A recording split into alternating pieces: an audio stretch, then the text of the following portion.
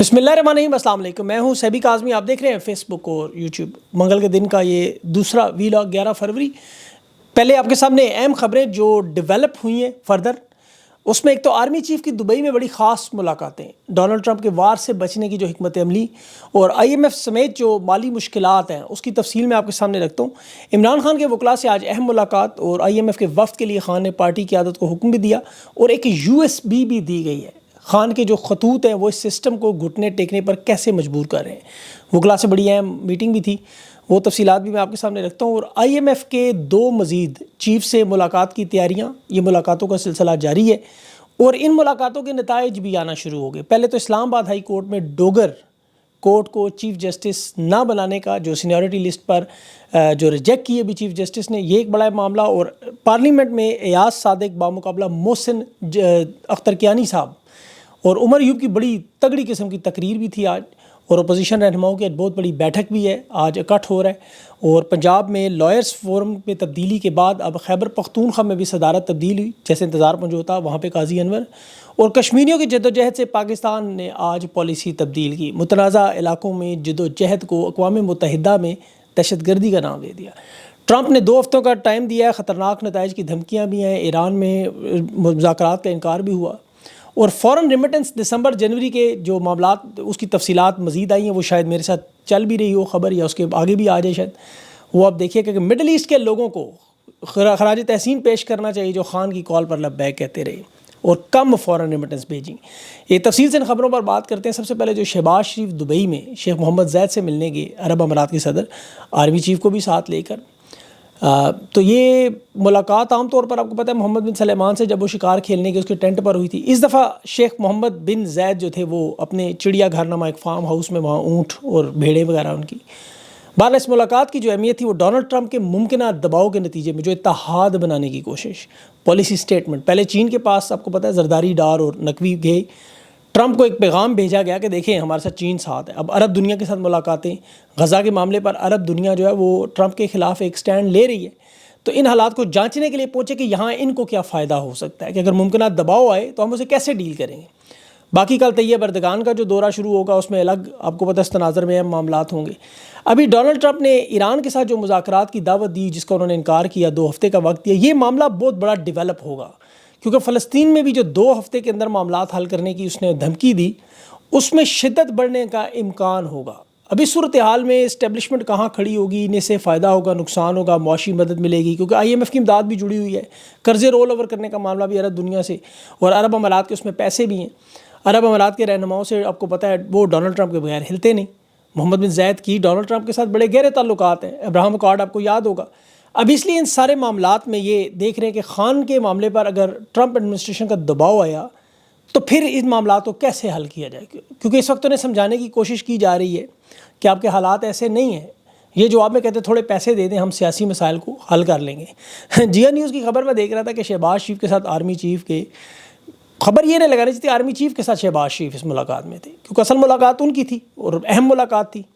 शहबाज शरीफ ने इस फोरम पर दुनिया को बताने की कोशिश की थी कि हमारा 1 साल में मुआशी इस्तेहकाम आ गया, महंगाई की शरह 2.4% पर।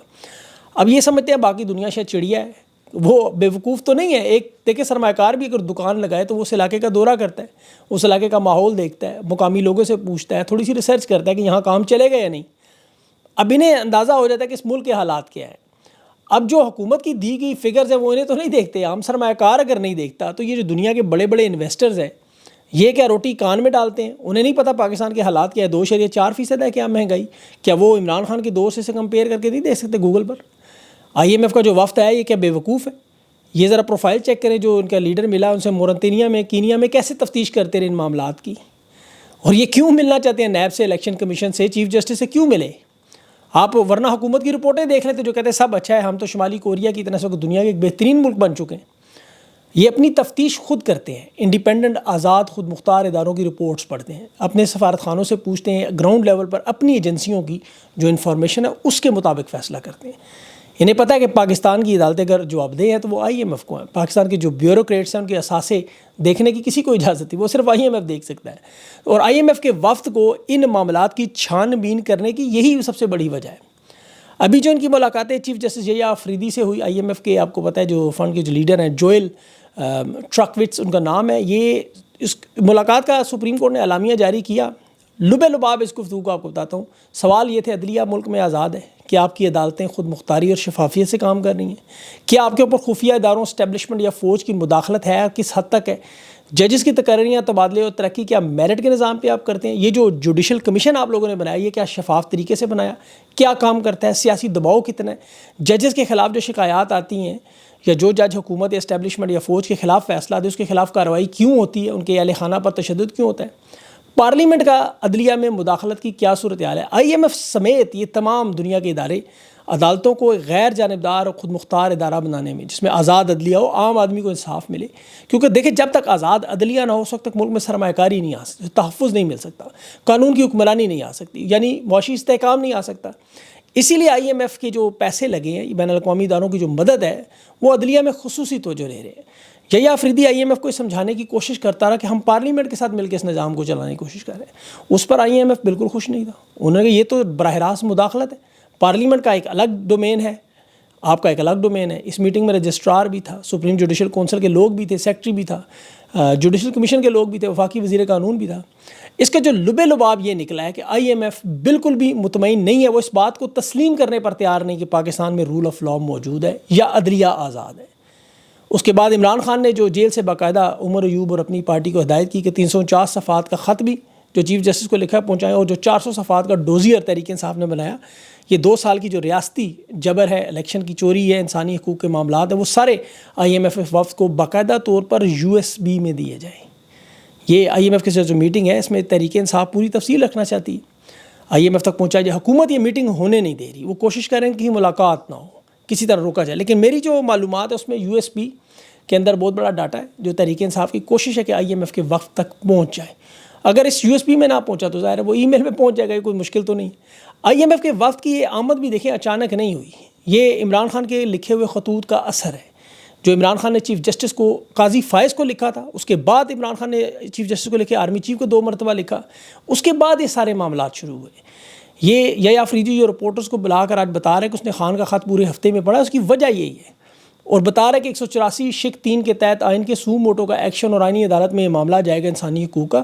یہ آئی ایم ایف کو یقین دہانی نہیں کرا رہا ہے کہ ہم عمران خان کے کیسز اور ان معاملات پر باقاعدہ عدالتیں عمل درآمد کریں گی. اور یہ کوئی احسان نہیں کر رہے کہ 2024 میں آئی ایم ایف نے کینیا جا کے وہاں گورننس کے معاملات پہ باقاعدہ تحقیقات کی، اور اس کے بعد انہیں سفارشات جو دی انہوں نے نہیں مانی، تو آئی ایم ایف نے $600 ملین کے قرض کی قسط روک دی تھی.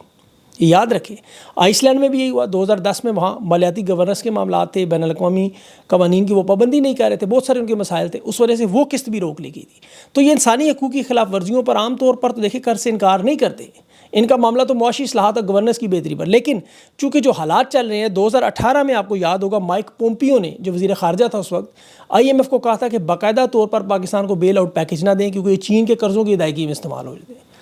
اب یہ چونکہ خود مختار ادارہ ہے لیکن امریکہ اس میں شیئر ہولڈر ہے 16.5% کا، تو اس لیے آئی ایم ایف SIFC کے تحت جو منصوبے ہیں وہ بھی دیکھ رہے ہیں کہ آئی ایم ایف نے یہ سارے جو ضمانت دی گئی ہے SIFC کے جو زون بنا کے سرمایہ کاری کا، کیونکہ ماحول تو ہے ہی نہیں بالکل. یہاں جو خصوصی اقتصادی زون بنا کر ٹیکس کی مراعات اور چھوٹ دی جاتی ہیں، اس کی وجہ SIFC آپ کو پتہ ہے فوج کا ایک پیٹ منصوبہ ہے. انہوں نے کہا معیشت میں ان کی مداخلت ہے براہ راست، یہاں پر برابری کی سطح پر ماحول نجی جو شعبہ ہے اس کو نہیں مل رہا. آج عمر ایوب نے بھی یہی بات پارلیمنٹ میں کی کہ SIFC ذرا دیکھیں، ایک تو ایک ازدہا ہے، ان کی تنخواہیں کتنی ہیں، ان کی قابلیت کتنی ہے، یہ کتنی سرمایہ کاری لے کر ہے، اور اس کا جواب دیے 0/0. اسی لیے حالات جو ہیں وہ بد سے بدتر ہوتے جا رہے ہیں، اور خود ان کے اپنے لوگ انہیں چیخیں مار مار کے بتا رہے ہیں. حامد میر کا آپ کل کا کالم دیکھیں، اس کی خبر یہی تھی کہ جرنیلوں کو ان کی پینٹیں لٹکانے کی وہ بات کر رہے ہیں. چلے حامد میر تو پھر ایک بہتر صحافی، بیلنس بات کر دیں. ان کی جو اپنے صحافی ہیں، آپ طلعت حسین کی لگاتار 2 ٹویٹس دیکھیں، یہ ان کا بہت قریبی ساتھی ہیں. لاہور میں وہ کہہ رہا ہے گلی محلوں کیفے بازاروں میں لوگوں سے بات چیت کی، ہر بندہ کہہ رہا ہے یہ نظام نہیں چل سکتا. یہ طلعت حسین دونوں ٹویٹس پہ خود تسلیم کر رہا ہے کہ ایک طرف وکلا کا احتجاج ہو رہا ہے، ایک طرف ججز کا احتجاج ہو رہا ہے، ایک طرف صحافی بھوک ہڑتال کر رہے ہیں، تحریک انصاف جلسے جلوس کی بات کر رہی ہے، دہشت گردی عروج پر ہے، پارا چنار کے لوگ مدد کے لیے بیٹھے ہوئے ہیں، اور ایسے میں آئی ایم ایف عدلیہ کے نظام کو جانچنے کے لیے آ گیا. لیکن نیرو چین کی بانسری بجا رہا ہے، وہ کہہ رہا ہے سب مست ہے. ویسے مجھے یہاں حضرت علی کا ایک قول یاد آیا کہ منافق اس وقت تک دنیا سے نہیں جائے گا جب تک اس کی منافقت دنیا کے سامنے عیاں نہ ہو جائے. تو آج دیکھ لیں 2 سال 8 مہینوں میں بڑے بڑے منافق پردوں میں جو چھپے رہے سب سامنے آپ کے کھل کے آئے. میں وہ غامدی صاحب کو دیکھ لیں آپ، اسی طرح مفتی تقی عثمانی جنہوں نے نعوذ باللہ حضرت عمر کے ساتھ اس گورنر کو ٹھہرایا، صحافی ہوں، سیاستدان ہوں، جج ہوں، جرنیل ہوں، سب کی منافقت آپ نے دیکھ لی۔ طلعت حسین صاحب بڑے عرصے سے بغض عمران میں مبتلا ہیں، آپ کو پتہ ہے ان کے بیٹے کو بھی انڈر 19 کرکٹ میں بھی شامل کیا گیا۔ بچے کے بارے میں بات نہیں کرنا چاہتا کیونکہ مناسب چیز نہیں ہے، وہ چھوٹا بچہ، اس کا کوئی وہ قصور نہیں، لیکن انڈر 16 بھی کھیلا، اسلام آباد گلیڈیٹر بھی کھیلا ہے، پی ٹی وی کی طرف سے کھیل ہے، ریکارڈ اٹھا کے دیکھیں تو وہ ایک میچ میں بھی 38 رنز 20 سیزن میں بنے، پچھلی ساری پرفارمنس دیکھ رہے بڑی انتہائی اوسط درجے کا عام کھلاڑی۔ اب میری خواہش ہے کہ بچہ اللہ کرے وی لاگ کو نہ دیکھیں، کیونکہ میرا مقصد اسے تکلیف پہنچانا نہیں ہے ہرگز، یہ اس کے والد صاحب کی محنت کو میں دکھا رہا ہوں کہ فائدہ کیا ہے، بچوں کی وجہ سے ہی سب کچھ کرتی ہے دنیا، آپ کو پتہ ہے، جس سے پوچھے کہتے ہیں جی بچے ہیں ہمارے۔ اب ٹیلنٹڈ کتنے بچے ہیں پاکستان میں، آپ کو پتہ ہے، وہ بیچارے بڑی ٹیموں کے نزدیک بھی نہیں پہنچ سکتے، میں نے خود اپنی آنکھوں سے دیکھا ٹیلنٹ ضائع ہوتے ہوئے۔ بہرحال ان سب حالات میں بغض عمران کے لوگ اب کھل کے سامنے آ گئے۔ خان کے لکھے خطوط انسانی حقوق پر، وہ بھی چاہے قاضی فائز کو لکھے ہوں یا آفریدی کو لکھے ہوں، آرمی چیف کو لکھے ہوں، اب ان کے اثرات نظر۔ تیسرا خط جو ابھی عمران خان کا آنے والا ہے، اس کی وجہ دیکھیں عمران خان کو اندازہ ہو چکا ہے کہ یہ خلیج جو ہے عوام اور فوج کے درمیان اس قدر بڑھ چکی ہے، کل عمران خان کی رہائی ہو، عمران خان جیل سے آ کے باہر خود بھی کہیں کہ فوج میری ہے، ملک میرا ہے، ان سب لوگوں کو عام معافی، تو لوگ بڑی تعداد میں جو لوگ ہیں وہ یقین کریں خوش نہیں ہوں گے۔ عمران خان کو اس بات کا اچھی طرح اندازہ ہے، اسی لیے وہ نہیں چاہتے کہ ان کی جلدی رہائی میں کوئی دلچسپی نہیں ہے خان کو۔ یہ میں آپ کو حقیقت بتا رہا ہوں، کیونکہ جس حالات میں ملک اس وقت ڈوبا ہوا ہے، وہ اسے اتنی جلدی ٹھیک کرنا آسان نہیں ہے۔ خان کر سکتا ہے بالکل ٹھیک، عمران خان کے پاس یہ صلاحیت موجود ہے، وہ چاہتے ہیں سیاسی بنیادوں پر یہ اس طرح معاملہ ٹھیک ہو کہ اپوزیشن کی باقی جماعتیں بھی ساتھ ہو۔ یہ جو 7 جماعتوں کا محمود چکزئی کے ساتھ جو رہائش گاہ پر عشائیہ ہے، اس میں یہ اسی وجہ سے اکٹھ ہو رہا ہے کہ سیاسی معاملات پر اسے ٹھیک کیا جائے آئین اور قانون کی بالادستی کی طرف، تاکہ ملک بہتر ہو۔ یہ IMF دیکھیں کیوں قانون اور آئین دیکھنے ہے۔ ابھی خاص طور پر موجودہ آرمی چیف کا ٹینیور وہ نومبر میں جنوینلی ختم ہوتا ہے، لیکن مدت ملازمت 26ویں ترمیم کے بعد جو بڑھائی گئی ہے، اب جسے چیلنج بھی نہیں کیا گیا، اب اس میں ظاہر ہے استعفی ہی آ سکتا ہے یا جبری ریٹائرمنٹ ہو تو ہی بدلا جا سکتا ہے۔ اور عمران خان یہ بات جانتے ہیں کہ یہاں پر جو جوڈیشل کمیشن بار بار عمران خان بنانے کی بات کرتے ہیں، وہ اسی لیے کرتا ہے کہ 9 مئی 26 نومبر میں قانون اور آئین کی بالادستی قائم ہو، ورنہ وہ حکومت میں آ بھی جائیں تو وہ قانون پر عمل درآمد نہیں کروا سکیں گے، کیونکہ یہ وہی لوگ ہیں جو لنگڑی لولی حکومت کے ساتھ سسٹم چلانے کی بات کرتے ہیں، اور سسٹم میں وہی لوگ موجود ہیں جو 70 سال سے ہی موجود ہیں۔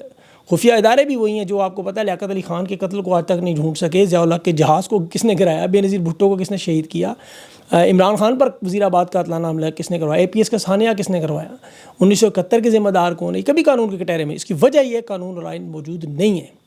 ان کا چونکہ دھیان ہمیشہ آپ کو پتہ ہے کبھی شیرو کے بسکٹ پر، وہ عمران خان پر عدت کے کیس، کتابیں لکھوانے، کارکنوں کو پھینٹیاں دینے، ان کو راستے روکنے، اغوا کرنے، ظلم و ستم پر لگا رہا۔ ان کی تربیت نہیں ہے کہ آئین اور قانون کو تسلیم کرے، اور خان یہی چاہتا ہے کہ عدلیہ آزاد ہو، وہاں ترقی اس ملک میں ہوتی ہے، اور عمران خان کو بڑی اچھی طرح پتہ ہے۔ ابھی دیکھیں وہاں امریکہ میں آپ دیکھ لیں ڈونلڈ ٹرمپ کے کتنے ایگزیکٹو آرڈرز آئے جسے امریکی عدالتوں نے معطل کیا۔ تو جہاں انصاف ہوگا وہاں معاملات ٹھیک ہوں گے۔ اسی لیے اب جو اوورسیز پاکستانیوں کی فورن ریمیٹنس کا معاملہ ہے وہ بھی اسی سے جڑا ہوا ہے۔ جنوری اور دسمبر کا کمپیریزن کل میں نے آپ کو بتایا تھا کہ یہ تاریخ میں پہلی دفعہ ہوا ہے کہ شادی بیاہ کے، اور یہ عام طور پر آپ کو پتہ ہے یہ پیک سیزن ہوتا ہے، انویسٹمنٹ بڑھتی ہے، جائیداد کی قسطیں دینی ہوتی ہے، شادی بیاہ کی آپ کو پتہ ہے خرچے لوگوں کو بھیجنے ہوتے ہیں۔ اب سعودی عرب، عرب امارات، ابوظہبی، شارجہ، بحرین یا یورپ کے 10 ملک آپ دیکھ لیں، ترسیلات زر دسمبر کے مہینے سے کم ہوئی۔ مزدور طبقہ ہر مہینے آپ کو پتہ ہے رقم لازمی بھیجنی ہوتی ہے، اور یہ رجیم چینج کے بعد پاکستان میں جس طرح جنگ عظیم جب ہوئی تھی تو اس وقت جرمنی میں 2 حصوں میں مشرقی مغربی تبدیل ہوا، دیوار برلن کھڑی کری گئی، اور وہاں مشرقی اور مغربی جرمنی آپ کو پتہ ہے وہ کامیاب ہو گیا اللہ تعالیٰ۔ اب مغربی جرمنی کامیاب ہو گیا، مشرقی والے وہ سرنگیں کھود کر غبارے بنا کر وہاں مغربی جرمنی پہنچنے کی کوشش کرتے تھے، کیونکہ وہاں بولنے کی آزادی نہیں تھی، معاشی بربادی تھی، مہنگائی تھی، تباہ کاری تھی، لوگ ہجرت کرنا چاہتے تھے۔ اب وہ حالات پاکستان میں آپ دیکھیں پچھلے 3 سال میں 33 لاکھ لوگ ہجرت کر گئے، جو مشرقی اور مغربی جرمنی میں 11 سال، 1961 میں وہ دیوار شروع ہوئی، 1989 میں گری، یہ 28 سال ان لوگوں نے اس دیوار کو پار کرنے میں 245 لوگ ہلاک ہوئے۔ اب پاکستان سے ڈنکی لگا کر جانے والے یورپ 3 گنا سے زیادہ بیچارے سمندروں میں شہید ہو گئے۔ اسی طرح وہاں سے جو ادھر لوگ مشرقی مغربی جرمنی تک پہنچے ان کی تعداد دیکھیں، اور پاکستان سے نکلے ہوئے لوگ دیکھیں آپ جو ہجرت کر گئے۔ وجہ کیا ہے؟ صرف روزگار نہیں ہے، اور روزگار آتا ہی آپ کو پتہ ہے معاشی استحکام سے، جو سیاسی استحکام سے جڑا ہوا ہے۔ تو یہ ساری چیزیں آپس میں کنیکٹڈ ہیں۔